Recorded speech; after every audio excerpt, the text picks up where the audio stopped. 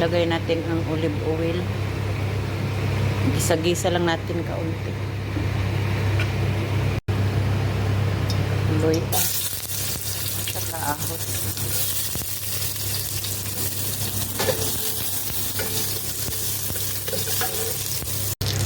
Lagay natin ang sibuyas.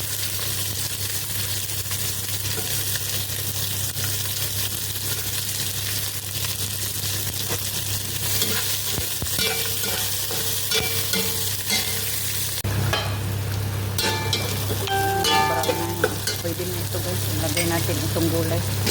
Yung sibuyas, hindi man niya masyado yan. Hindi sa kalabasa, talong, okra. Lagay natin itong kamatis. Kasi, pressure kasi yan. Lagay natin ang lagyan natin ng tubig.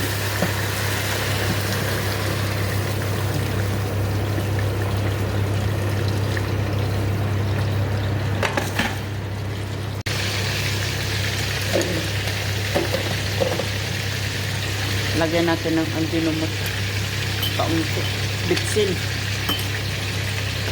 at saka black pepper kaunti.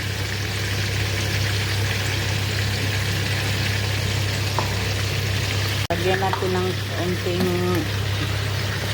asin.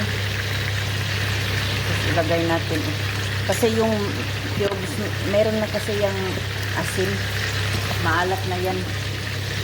Kita ninyo guys. Lagay po ang pinirito na isda, yung skipjack. Ito na.